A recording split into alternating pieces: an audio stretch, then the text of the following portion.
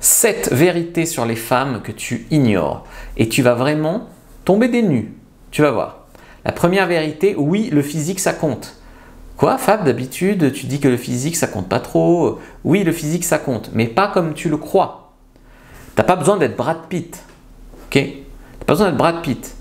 Les femmes ont des goûts beaucoup plus variés que nous. Nous, c'est clair que quand on voit une femme canon, moi, mon grand-père, mon voisin, on va tous la trouver canon. Une femme peut trouver du charme à un mec, et puis sa copine, elle dit ah, mais t'es folle. Non. Tu vois, les goûts des femmes sont beaucoup plus centrés sur ce que le mec dégage. Donc, il y a une femme qui peut ne rien lui trouver être insensible et l'autre le trouver canon, trouver beaucoup de charme. Donc les femmes ont des goûts beaucoup plus variés que nous. Alors, les femmes sont intéressées par le physique dans le sens où si tu t'habilles correctement, ça montre que tu es capable de prendre soin de toi et que tu pourrais prendre soin d'une famille. Si tu fais un peu de sport, ça montre que tu es en bonne santé. Donc la plupart des femmes, par exemple, voudront un homme où c'est pas trop dégueulasse chez lui, qui n'a pas des habits pourris et qui fait un peu de sport. Même si elles n'en font pas, elles d'ailleurs. D'accord? Donc oui, le physique, ça compte, mais il n'y a pas besoin de mettre la barre. Donc le physique, tu fais ce que tu fais bien, mais il n'y a pas besoin de trucs de fou sur le physique. Okay. Après, le reste, c'est ton attitude, ce que tu dégages.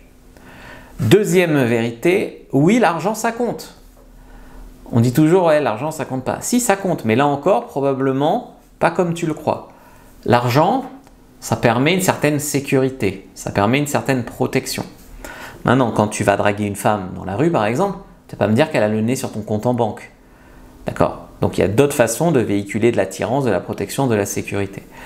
Si tu veux, dans la préhistoire, on a été génétiquement programmés à, nous les hommes, avoir des ressources et les partager avec les femmes, et les femmes chercher des hommes qui ont des ressources pour assurer la survie de leur descendance et d'elles-mêmes. Aujourd'hui, l'argent représenterait les ressources. À l'époque, c'était des baies, du bison, du mammouth. Tu vois.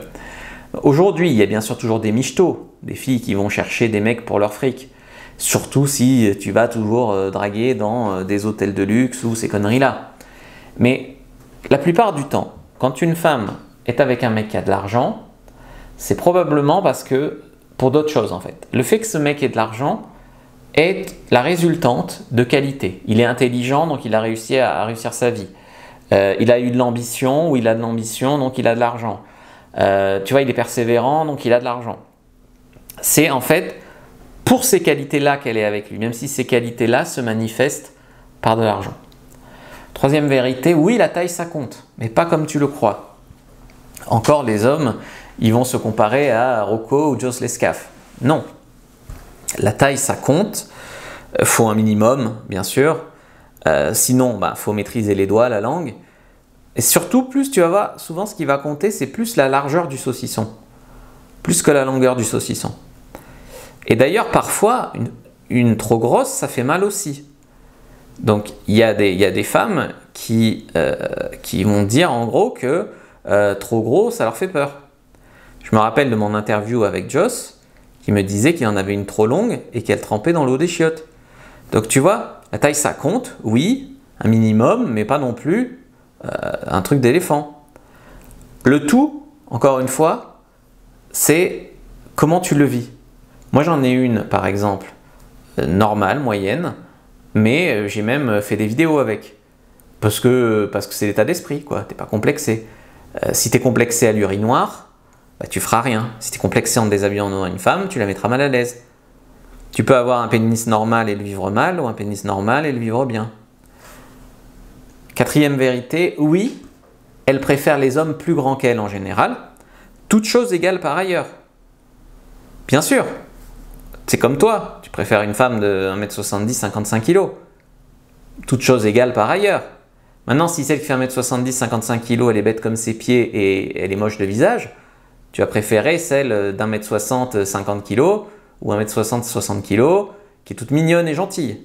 Donc en fait, on dirait qu'on évalue sur un seul critère des tas de trucs. L'humain, c'est un ensemble. Ça, c'est l'effet site de rencontre. Sur les sites de rencontre, elles mettent des critères de taille, d'âge, machin. Mais quand tu fais une vraie rencontre, l'âge, tu le sais pas, c'est pas écrit sur la tête du mec. Sa taille exacte, on ne sait pas. S'il fait 1m74 ou 1m76, elle n'en sait rien. Sur Tinder, elle a mis un filtre à 1,75, elle ne le voit pas. Tu vois? Donc, ce que je veux dire ici, c'est que oui, idéalement, elle préfère les hommes grands. Encore pas toutes. C'est-à-dire qu'une femme qui aurait eu un père petit et qui aurait l'image qu'un homme, c'est pas grand, peut aimer les hommes petits. Tu vois? Donc, il y a toujours l'onglet familiarité qui joue. Mais de toute façon, le charisme et tout le reste, ça fait beaucoup plus de choses. Et encore une fois, je te dis, c'est toute chose égale par ailleurs. Si comme moi, tu n'es pas spécialement grand, ben, tu travailles d'autres choses. Et si tu es grand, ben, ça ne t'empêche pas de travailler d'autres choses. On dirait qu'il n'y a jamais de mec grand qui a besoin de conseils en séduction. Il y en a, hein. Ensuite, il y a la question du sexe. Non, les femmes ne veulent pas moins de sexe que les hommes. Tu vois, je dis souvent que sur leur appareil génital, il y a plus de récepteurs du plaisir que sur le pénis. Il y en a 2 à 3 fois plus. Donc elles ont plus de plaisir que nous. Elles ont juste beaucoup plus de pression sur leur sexualité. Donc si tu veux, elles ont peur. Elles ont peur de ce qu'on va penser, de ce qu'on va dire. Voilà. Et puis leur sexualité est beaucoup plus valorisée par la société. Très souvent, une affiche, tu mets une belle femme, ça vend. Publicité.